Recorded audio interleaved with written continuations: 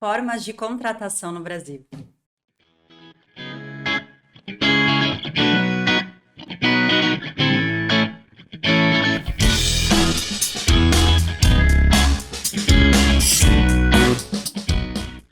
Oi, pessoal! Bom dia, boa tarde, boa noite! Hoje o time está completo. Meu Deus do céu, finalmente conseguimos nos reunir. E ao meu lado está minha maravilhosa Natália Moretti. Oi, Nath! Olá, Lá. Oi, pessoal, tudo bom? Espero que vocês gostem do nosso pod de hoje. É um assunto bem legal para quem quer fazer contratação. A gente vai explicar todos os tipos para vocês. Fiquem aí. E também minha querida Michele Francisco. Oi, Mi! Olá, meninas. Oi, pessoal. É um prazer estar aqui com vocês em mais um episódio. Bom, devo dizer que hoje é o dia da Ná, né? Porque contratação, expert no assunto. Então a gente vai pedir sua ajuda. Se faltar alguma coisa, se deixar de falar alguma coisa, pode acrescentar aqui. Não, bora lá, porque aqui a gente se ajuda, né? Verdade. Bom, a gente vai explicar para vocês um pouquinho das diferentes tipos de contratação que existem. Por quê? Nem sempre aquela contratação habitual, né, que nós temos na empresa, é o que serve para você. Então, habitual que eu estou dizendo são esses três primeiros que eu vou falar, que é que a maioria do pessoal conhece, e muitos acham que somente esses existem, né? Que seria o contrato determinado, que é um contrato quando ele tem um tempo estipulado, né? Ele tem, em determinada data, ele vai terminar. O gerúndio. Em determinada data, ele vai terminar. O que acontece? Um contrato de experiência, aquele contrato que a gente sabe que pode durar 60, 90 dias, dependendo da CLT, 90 dias, dependendo da categoria do seu sindicato, pode ser de 60 dias, existe uma redução, né? É um contrato determinado. Então, o contrato de experiência, ele tem um tempo para pagar, para terminar. E como é que funciona? Você vai contratar seu funcionário, por exemplo, por 30 dias para ver se vai estar tudo certo, se ele vai se adaptar à empresa, se você gostou dele como funcionário, porque necessita de um tempo para ambas as partes, né? Conhecer o trabalho e ver se a pessoa se identifica, né? E se o empregador também gostou do serviço. Esse contrato, ele pode ser, vamos falar de CLT, tá? Isso eu já expliquei que pode ser reduzido dependendo da categoria para 60 em vez de 90. Ele pode ser prorrogado apenas uma vez. Então, o que você tem que se atentar? Você tem até 90 dias de experiência. Mas, se você no primeiro período fez por 30 dias, se você prorrogar somente por mais 30, depois você não pode prorrogar uma segunda vez mais 30 para completar 90. Então, vai ser sempre 30 mais 60, 45, 60 mais 30, contanto que a somatória dos períodos prorrogada uma única vez dê 90 dias. Então, se atentem a isso, porque não pode ser prorrogado 30, 30 e 30. O que eu vejo mais comum é 45, 45. Isso, que fica ali no meio termo, na média, né? Meio período, meio período. E o que é importante também, dependendo do seu ramo, se o funcionário ele é demitido dentro do contrato de experiência, você paga metade dos dias faltantes na rescisão. Então é muito importante você ver como a sua empresa gira, como ela funciona. Em 30 dias é tempo suficiente para você ver se o funcionário é adequado ou não? Se for, vale a pena começar com 30 dias. Porque se você não gostar do funcionário, se ele não atender as expectativas do empregador, na hora de uma demissão antecipada, você paga menos. Então, é uma dica que eu deixo, né? Normalmente, se você coloca 90 direto, aí você tem que mandar embora, olha quantos dias você vai ter que indenizar. Porque pode sim colocar 90 sem prorrogação. Passando o contrato de experiência, funcionário muito bom, continuou com a empresa, adorei, o contrato vira indeterminado. Que aí é aquele contrato que a gente já conhece, que tem que é todo embasado na CLT, entre aviso, não tem data estipulada para pagar, para terminar, como diz o próprio nome, ele é indeterminado. Então, são os dois tipos de contrato mais conhecidos hoje, né? Que é o de determinado, que seria o de experiência, com tempo para terminar, e o contrato indeterminado, que é passando a experiência do funcionário. É mais comum mesmo. Realmente. E eu vou falar para vocês do contrato de trabalho eventual, como ele funciona. Como o próprio nome já diz, o contrato por trabalho eventual, ele é quando o trabalhador ele trabalha de forma esporádica, de acordo com a demanda da empresa. Eu vou dar um exemplo. Vamos supor uma empresa que trabalha com venda de veículos, e aí ela precisa de um mecânico para fazer ali um serviço esporádico para aqueles veículos. E aí, se ela for contratar um mecânico para trabalhar ali dentro da empresa, por exemplo, nem sempre vai ter demanda para ele. Então, nesse caso, ela pode contratar por trabalho eventual. Então, ela contrata esse mecânico para ele fazer um serviço esporádico, terminando a demanda, ela vai pagar ali para o mecânico, essa empresa, esse comércio de veículos, por exemplo, e encerra-se ali o compromisso entre a empresa e aquele trabalhador eventual. Só que tem algumas questões. Por exemplo, o formato de pagamento, ele acontece por RPA, no caso de pessoa física, ou por nota fiscal, no caso de PJ. E ele não se enquadra nas regras do seletista. Então, como não vai ter vínculo empregatício, ele só terminou ali a demanda, fez o serviço, encerra-se e não gera vínculo empregatício. Então, esse é um formato para questão de trabalho eventual.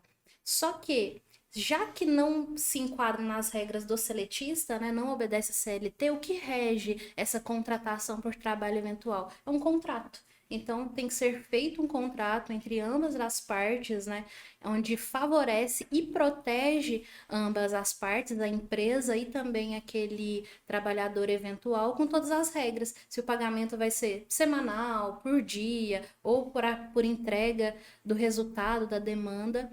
E então, esse contrato que vai regir essas regras. Por isso que é bom deixar ele bem especificado, né? Bem amarrado para mostrar que é eventual.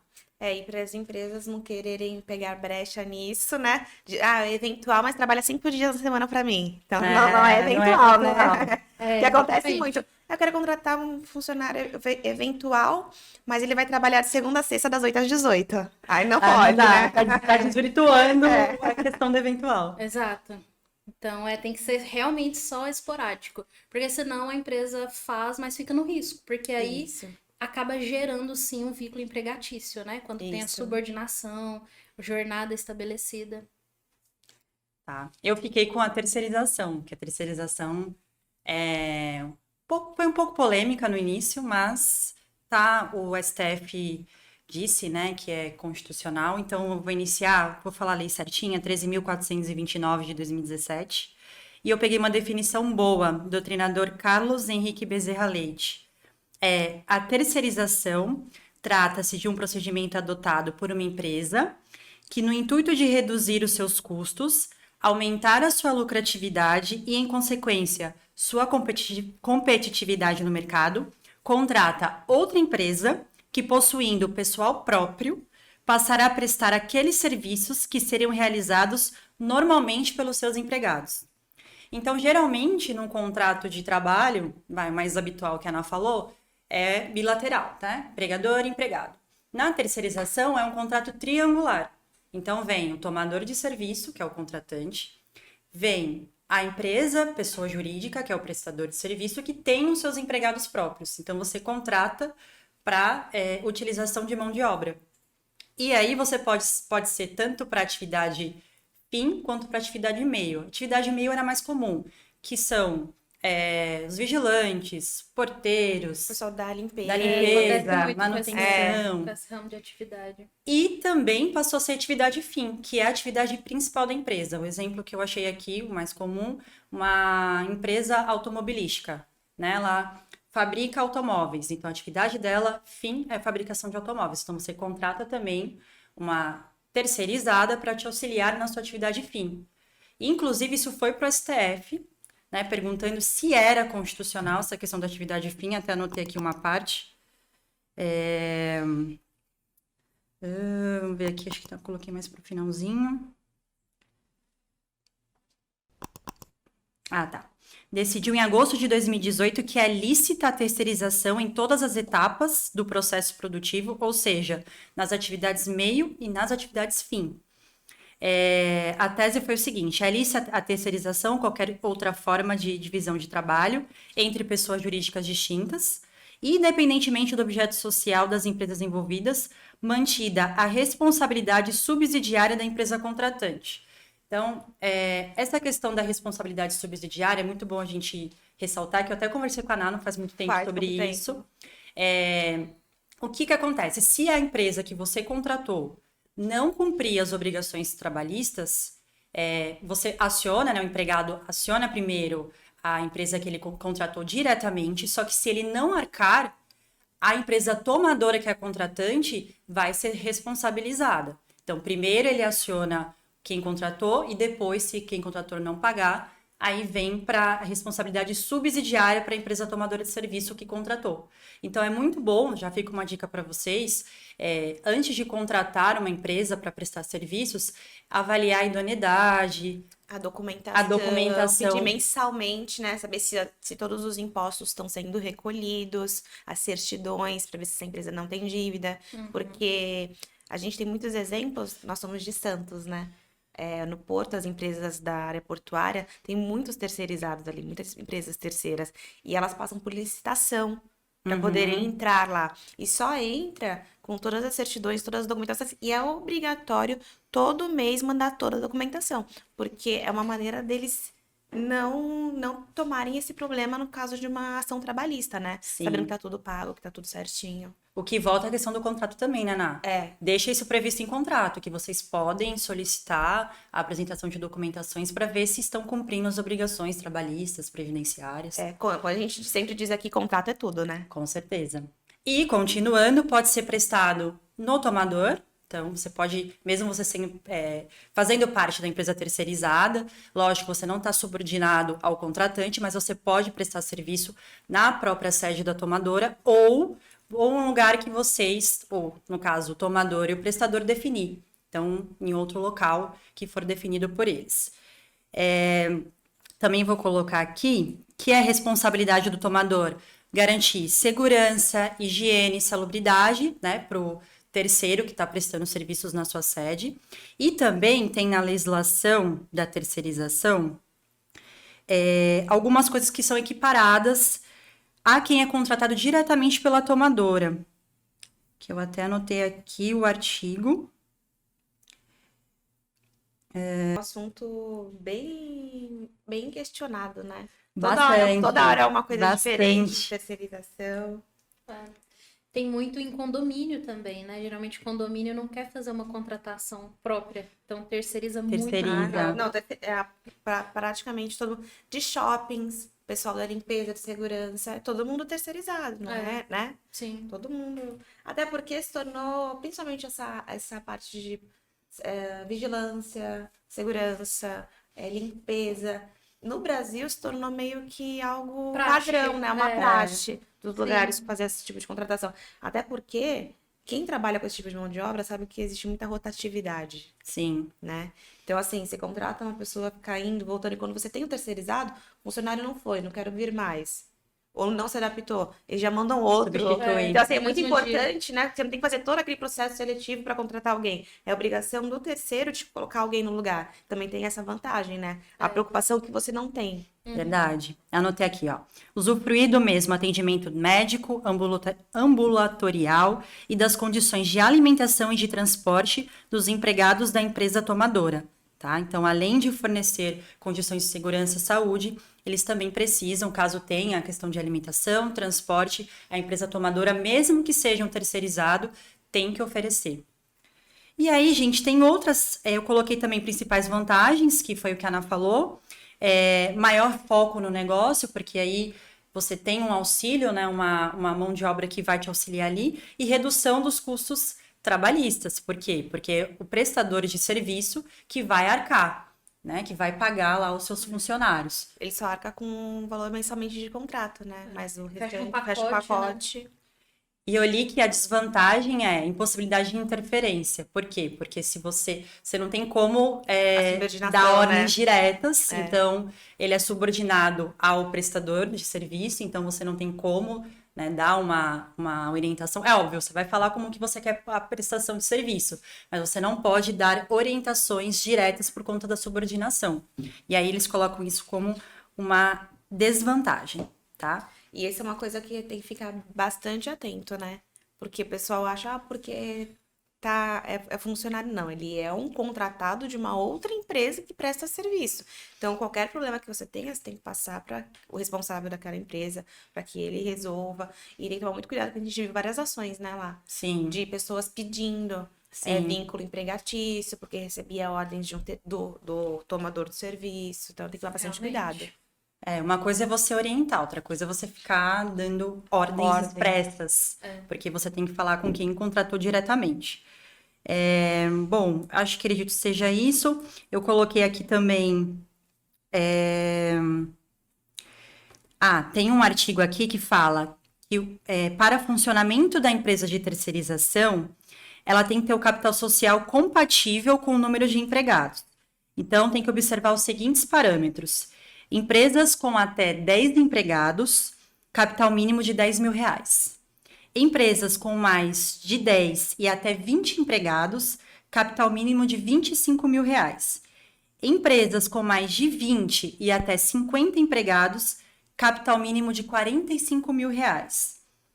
Empresas com mais de 50 e até 100, capital mínimo de R$ 100.000.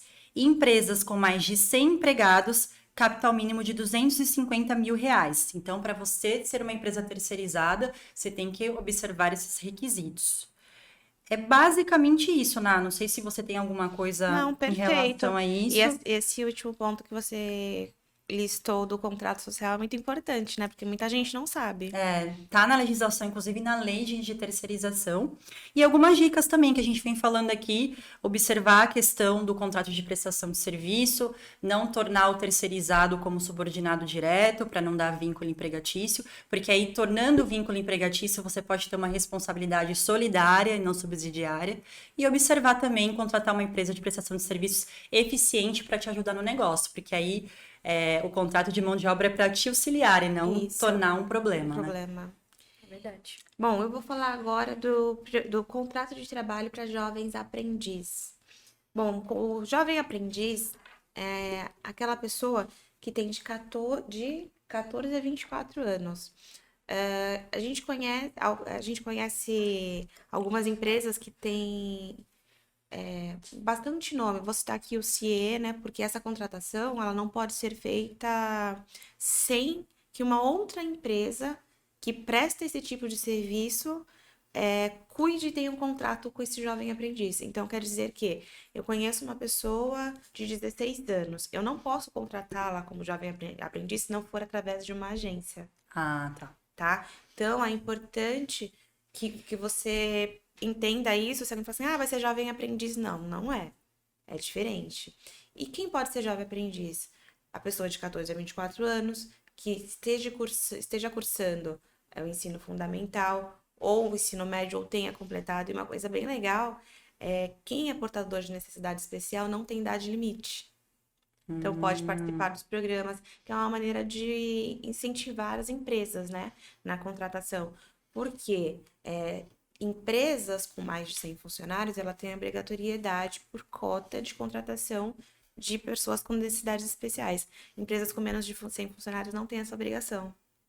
Então, a gente vê qual a dificuldade, né, da inserção dessas pessoas no mercado de trabalho. Então, é uma boa. O contrato de trabalho. Você contratar o jovem aprendiz, é bom que você pega alguém sem experiência.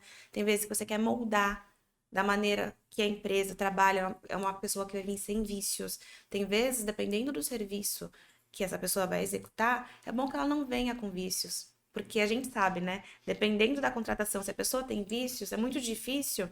Muitas pessoas não conseguem até lidar com a maneira que a empresa trabalha, como funciona. Ainda mais pessoas que já trabalharam há muito tempo em um lugar fixo, tipo, trabalhando numa empresa há muitos anos. quando ela troca de empresa, ela tem uma dificuldade, parece que ela tem Sim. uma luta diária de mudar, né? Então, é uma maneira de incentivar. E essas pessoas novas, elas vêm com ideias novas, vêm com uma energia nova e vontade, né? Porque eles trabalham numa jornada reduzida, de até 30 horas, trabalham menos, mas vão se esforçar o bastante, o máximo possível, para poder serem Se efetivados efetivar. e o contrato deles se torne um prazo indeterminado. Então, além de ser um incentivo, pode ser uma boa para sua empresa também, pensa nisso. E tem algum ônus para contratação? Por exemplo, vamos citar o CA, a empresa que quiser. Então, existe um contrato. Então, como a gente fala de contrato, depende muito de qual a empresa que você vai estar assinando. Porque cada empresa vai ter um valor. Porque você tem o custo é da empresa que você vai estar contratando o serviço. Mas cada uma pode estipular o valor pelo serviço que ela vai estar prestando a você. Então, tudo que é como se fosse um terceirizado, né? Sim. Tudo que é referente àquele jovem aprendiz, é essa empresa que Ser vai ser responsável, né? E o jovem aprendiz, ele também entra na parte das empresas de cumprimento de cota. Quando você precisa ter esses tipos de funcionários, então você tem que fazer o cumprimento de cota. Mas, por ele ter esse cumprimento, não tem uma parte do incentivo. E até tem uma limitação. Do jovem aprendiz não tem a limitação. Mas é mais para estimular mesmo esse tipo de contratação. Legal. Muito bacana. E eu vou falar agora do contrato de estágio, que é bastante coisinhas também, que vocês forem lembrando aí, vocês vão me ajudando a complementar. Eu anotei umas coisas, mas tem algumas regrinhas. O contrato de estágio, ele tem uma vantagem, assim como a Nath comentou do jovem aprendiz, que é justamente você pegar ali um estudante que está iniciando na área e você consegue moldar ele com a visão da empresa. Então, tem essa grande vantagem de você pegar um estagiário. Ele não tem a experiência ainda do trabalho, mas você pode moldar conforme ali o seu querer e a sua visão dentro da empresa. Só que é necessário seguir algumas regras, como, por exemplo, fazer um contrato bem estabelecido, com todos os detalhes. Sempre que falo em contrato, eu já olho para a doutora Laís, né? Com todos os... Eu adoro contrato, gente. Devo dizer, adoro fazer um contratinho. E é de extrema importância, porque é Não no é? contrato que você já estabelece tudo para você não ter problemas futuros, né? E o Exatamente. estágio, além de ser feito um contrato onde é necessário, né, a assinatura tanto da empresa, tanto do estudante e tanto da instituição de ensino, também é obrigatório fazer um seguro de vida para esse estudante durante o tempo de estágio, né? Que é um seguro ali que ampara se houver algum acidente. E é obrigatório. E é obrigatório, né? Sabia. Sim. E é um valor até É pequeno um valor por... baixinho, é um valor baixo, mas é uma maneira deles terem pelo menos uma segurança, né? Sim, Porque como sem já não dúvida. tem vínculo, é uma Aham. segurança que o estagiário tem. Exato, porque às vezes, mesmo que o trabalho seja, por exemplo, no escritório, com um risco é pequeno, mas às vezes no transporte até o trabalho, enfim, fica amparado de qualquer risco desse tipo. O prazo de estágio máximo é de 2 anos, podendo ser renovado apenas uma vez durante esse período, e ele só pode estender a 2 anos se por acaso esse estudante tiver necessidades especiais. Então aí é possível estender. Mas fora isso, o limite é de 2 anos. Esse formato não é regido pela CLT, né, como a gente já sabe, então não tem um valor fixo de remuneração. Fica a cargo da empresa escolher se o estágio vai ser remunerado ou não, e o valor é de acordo com a escolha da empresa. O estagiário, após completar 1 ano na empresa, ele tem direito ao recesso, que é o descanso de 30 dias, né, Nath? Isso. E se o estágio for remunerado, esse recesso também vai ser remunerado. E diferente das férias, esse recesso ele é pago só o valor da bolsa auxílio do estagiário. Não tem um terço, não tem a gratificação de um terço. Então, esse recesso é como se fosse umas férias, onde ele vai poder descansar até 30 dias após 1 ano, só que ele recebe somente o valor da bolsa. Ele não tem a gratificação de um terço como nas férias. E sobre a jornada de trabalho do estagiário, funciona da seguinte forma. 4 horas diárias e 20 horas semanais, no caso de estudantes de educação especial, e dos anos finais de ensino fundamental na modalidade profissional de educação de jovens e adultos. E é permitido 6 horas diárias e 30 horas semanais no caso de estudantes do ensino superior, da educação profissional de nível médio e do ensino médio regular.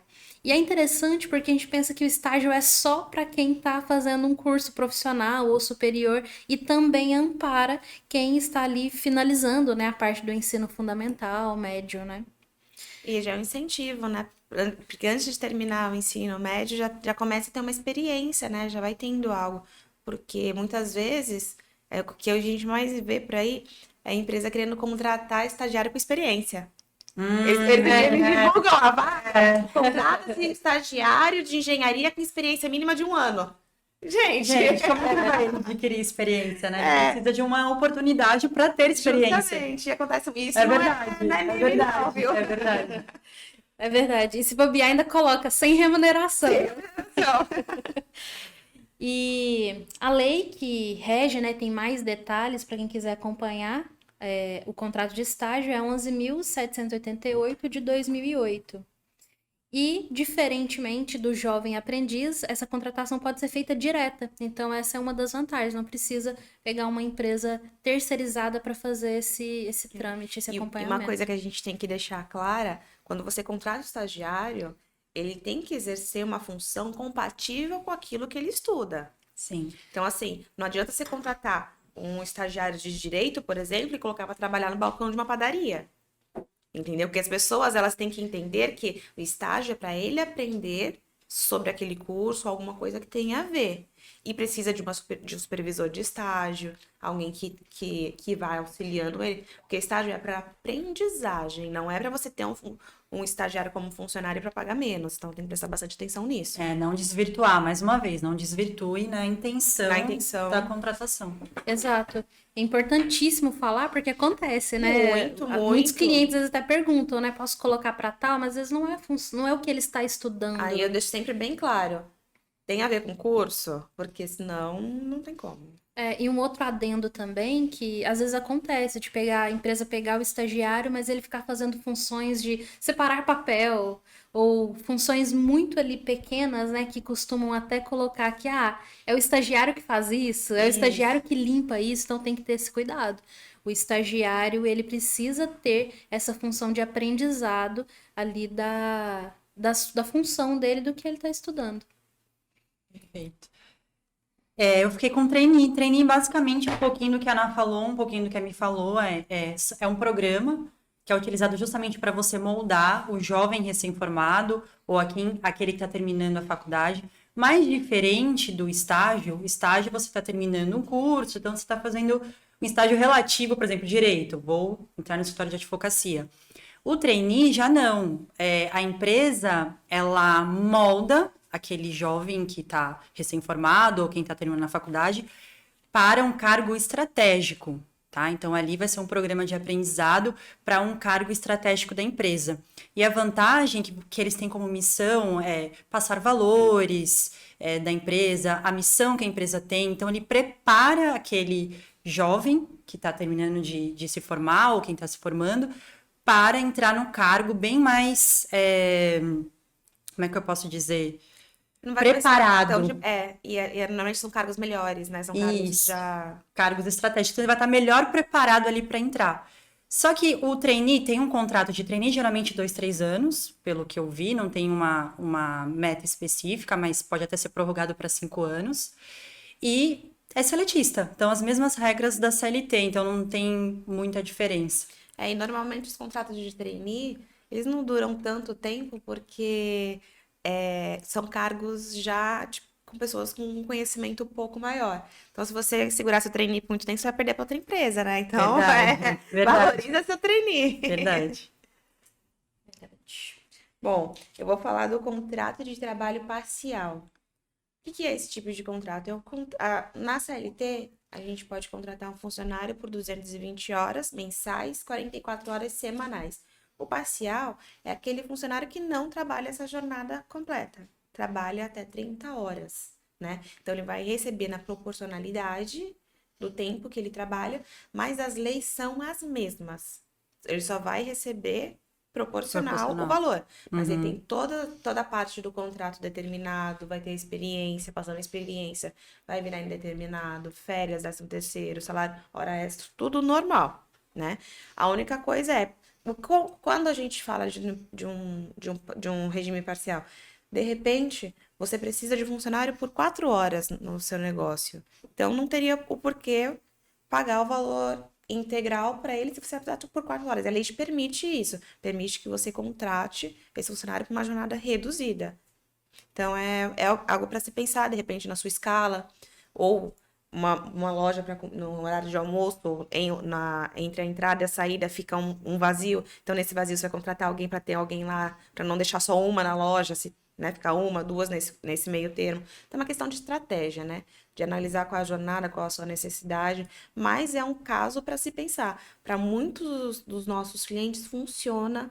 Por quê? Justamente pela estratégia da jornada. Então, assim, eu coloco uma pessoa ali para poder suprir. Se alguém faltar, tem alguém que pode estar suprindo, completando esse quadro. Então, é bom se pensar nisso também. Tirar da cabeça essa ideia que é sempre 44 horas semanais, 220 horas. Existem vários outros tipos de contrato, como vocês estão vendo, e isso pode fazer vocês economizarem demais. É questão de estratégia. É questão de parar, analisar o que vocês precisam. Então, vocês estão enxergando quanto dinheiro pode ser economizado? Se você Uhum. colocar, em vez de contratar Sim. direto funcionário, eu vou pegar um estagiário, vou contratar primeiro numa jornada parcial. Então, tem muitos detalhes, Detalhes. né, que você pegando, vocês vão ter uma redução muito boa, muito grande. É verdade. E a gente vê isso às vezes, a gente chega, por exemplo, em empresas de restaurante, que a gente vai ali depois do período do almoço e a gente vê vários funcionários parados, né? Então, talvez é um formato que seja bom para alguns ramos, Sim, realmente. Tem porque mais fluxo na hora da refeição, né? Depois já diminui. justamente é muito importante porque a gente sabe quanto a folha de pagamento onera, né? Das maiores reclamações das empresas é a folha de pagamento. Então, É, assim, estrategicamente, você quer reduzir custos, você tem que olhar sua folha. Sim. Então, assim, isso que a Mi falou, então, de repente, tem 10 funcionários no restaurante, se você consegue contratar 3 regime parcial, você já economizou 50% de cada um. Então, é.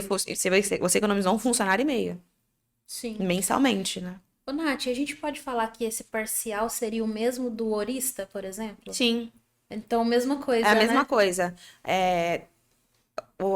Ele tem a parcialidade dele do contrato de horas. Então, muitas vezes o horista, ele tem uma jornada, mas tem vezes que ele não cumpre. Por exemplo, o horista, 120 horas. Tem vezes que ele vai trabalhar mais, trabalhar menos. Já tem outros casos que são 120 horas exatas. Então, depende muito da contratação, como vai ser, mas o horista, ele também é parcial. Entendi. Eu trouxe aqui uma modalidade também que tem sido muito falada ultimamente, principalmente depois que aconteceu a pandemia, que é o contrato de trabalho home office. Eu, inclusive, estou de home office. Verdade, né? O escritório passou por uma reforma emergencial, estou de home office. Gente, eu tenho uma dificuldade com home office. É, Nossa, porque eu lido muito com pessoas e ter que ficar ligando pra todo mundo e chamando, nossa, eu tenho muita dificuldade. Na pandemia foi triste pra mim, viu? eu me adaptei por conta da pandemia, então eu consegui, montei o escritório em casa, então em casa é bem tranquilo. A advocacia já é um pouco mais diferente, a gente precisa mais de tranquilidade, apesar dos clientes É. nos acionando, então foi mais tranquilo. É. Mas óbvio que eu prefiro estar no escritório. No meu caso, eu tenho uma criança de 3 anos em É, casa, então não também, é tranquilo, não dá. verdade. Eu gosto do presencial também. Gosto mais. E o contrato de trabalho home office tem alguns detalhes na lei 13.467, no artigo 75B da CLT, que veio depois da reforma trabalhista. E anotei uns pontos aqui, se vocês forem lembrando de mais detalhes, a gente vai nos complementando aqui. Ó, é um regime convencional de trabalho só que sendo realizado em casa. Na verdade, o home office, ele está dentro das regras da CLT, só que mudou o local de trabalho, está sendo executado fora da empresa.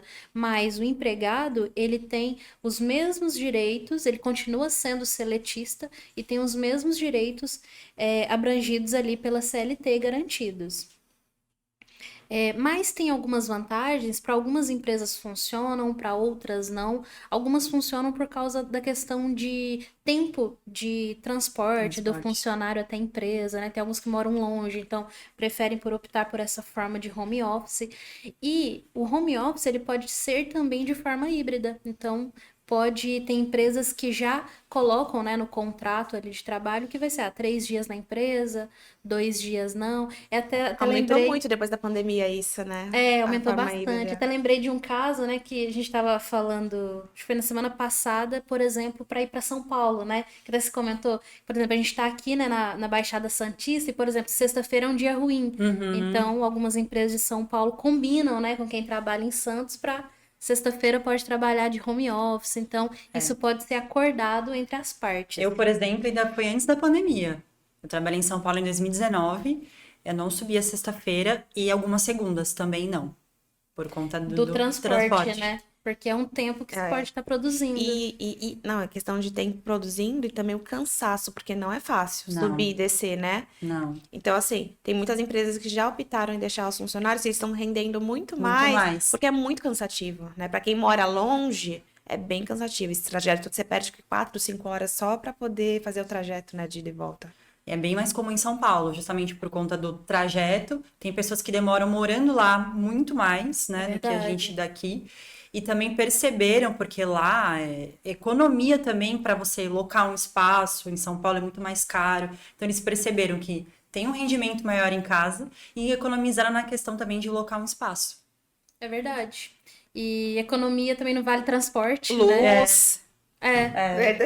Muita, Equipamentos, né? Equipamentos. para deixar disponível. Então, ali assim, na é outra empresa. maneira de se pensar para aumentar a qualidade do serviço, né? Sim. Qual foi contratado. Sim. É que tem serviços que não tem como, mas alguns conseguiram se adaptar bem ao home office. Sim. E é importante definir no contrato de trabalho, contendo o seguinte, anotei alguns tópicos.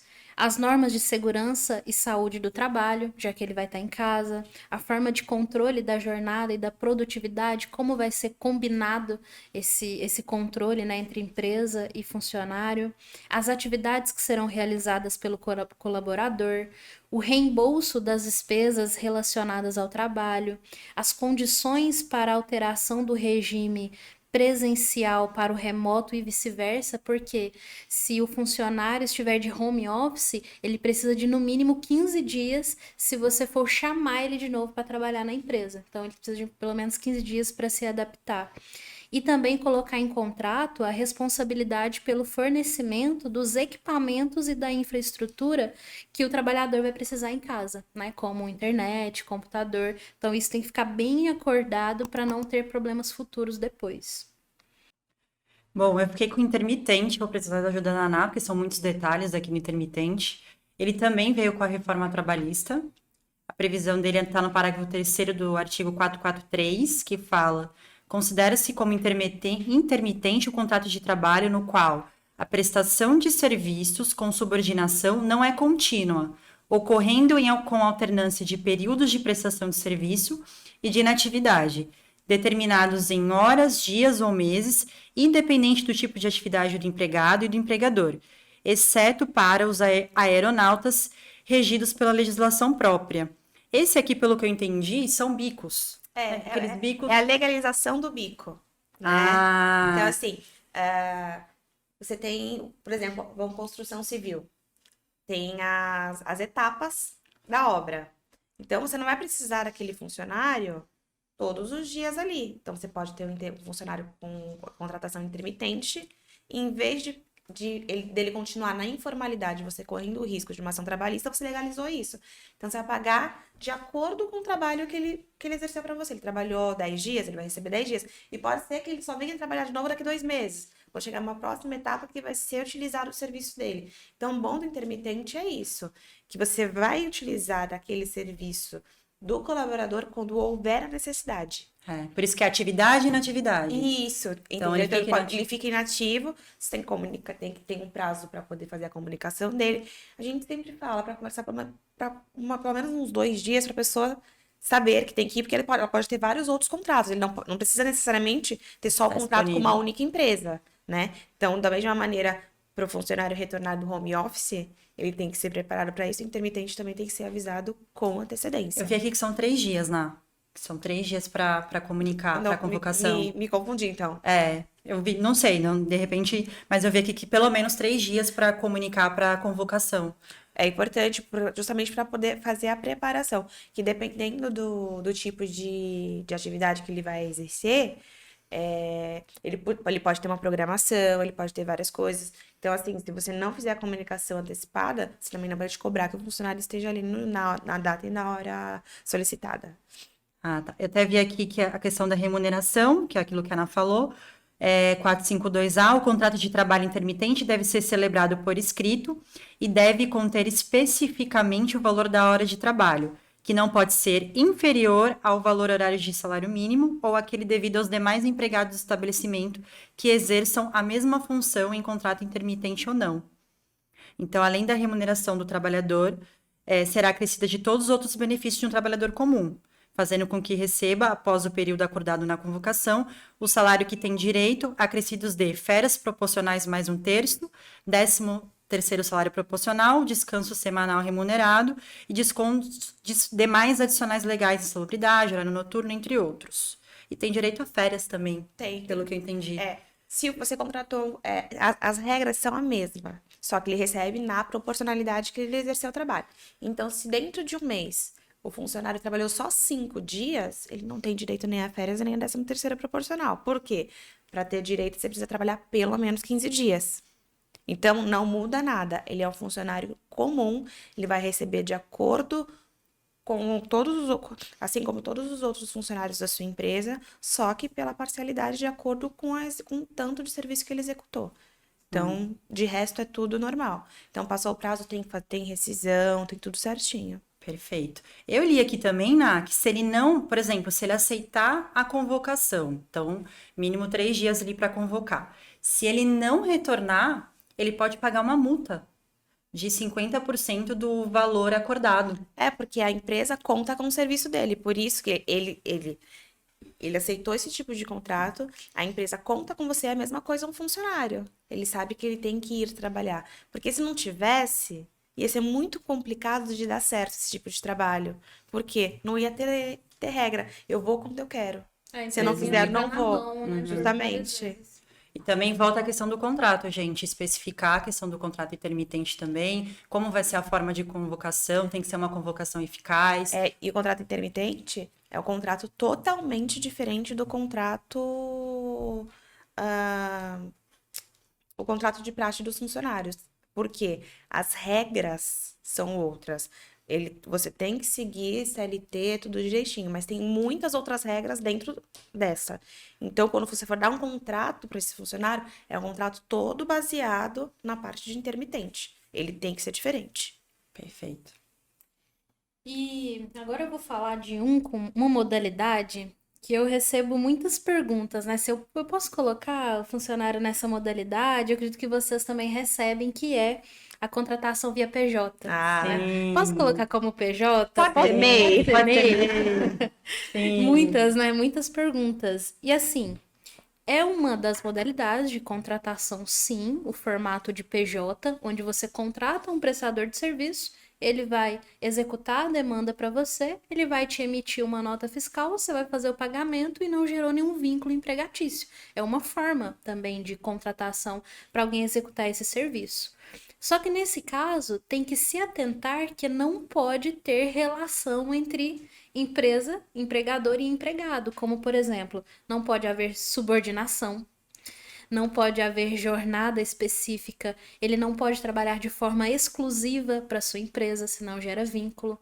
Então, assim, é possível, é muito benéfico para a empresa, porque você não tem encargos trabalhistas, né? somente os encargos, a responsabilidade é totalmente da PJ, ela vai te emitir a nota fiscal e a responsabilidade é dela. Mas precisa ser trabalhos eventuais, esporádicos. Ele não pode ficar ali na sua empresa cumprindo uma jornada, que é onde a gente orienta muitos clientes disso, né? Quando perguntam pra gente, posso contratar como PJ? Uma das coisas que a gente pergunta é, mas ele vai ter jornada, né? Ele vai ficar dentro da sua empresa ou é realmente esporádico? Então, é possível, mas tem que ter esses cuidados. A gente dá como exemplo, por exemplo, um eletricista. Você pode contratar um PJ, porque o eletricista ele vai quando precisa executar o serviço, um encanador. Esses tipos de contratação são contratações lícitas que fazem parte daqueles prestador PJ que você vai estar contratando. Agora, a sua balconista da padaria não pode ser PJ. Então, é isso que vocês têm que se atentar. Nem tudo dá para colocar e as pessoas hoje em dia querem colocar tudo. E é um risco muito grande. E é facilmente de reverter na justiça. Muito A gente fácil. sabe disso. Porque ainda mais depois que inventaram o WhatsApp, as pessoas se comunicam pelo WhatsApp. Então, é um print fala mais que 1000 palavras, Sim, né? porque tem que ser o horário do prestador, você não pode estabelecer que horas que ele tem que entrar, que horas que ele tem que sair. Então, assim, é muito fácil mesmo, gente, de caracterização de vínculo, porque você tem que seguir estritamente as regras do PJ. Aí o barato sai caro, porque se você tem 10 PJs, um entra na justiça e ganha um dinheiro, é feito manada. Até sair aqueles 10 dali, você vai receber ação trabalhista. E as ações trabalhistas, elas dão muita dor de cabeça. E assim, independente do que eles pedem, a gente não tem nem como mensurar valor, né? Exatamente. Todo esse período, trabalhar, salário, todos os direitos, muito cuidado.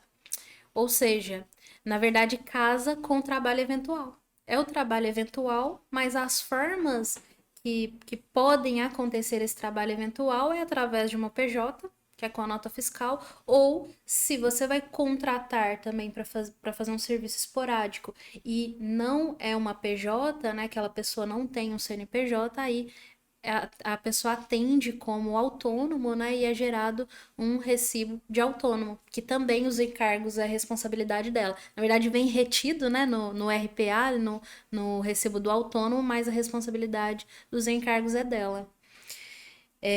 E importantíssimo, às vezes acontece também, a empresa contrata como PJ e não pega a nota fiscal. Acontece muito, a gente vê muito caso, então é importante que seja completo. Se você vai contratar para fazer um serviço esporádico e a pessoa tem um CNPJ, então você vai fazer um contrato de prestação de serviço com esse PJ e exigir a nota fiscal do que foi executado, para ficar completo e não ter riscos. É isso aí. Bom, acho que é isso, né? Então finalizamos. Mas antes de finalizar, temos uma surpresa para Natália. Sim!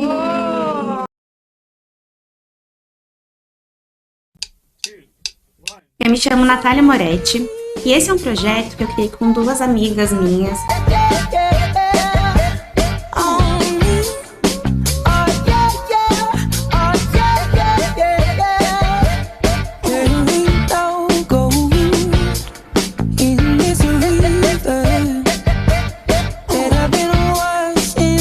Que a gente fez, que normalmente contador e advogado não conversam, né? Isso foi uma coisa muito impressionante, assim, que a gente acabou ligando os nossos assuntos de uma maneira extremamente natural.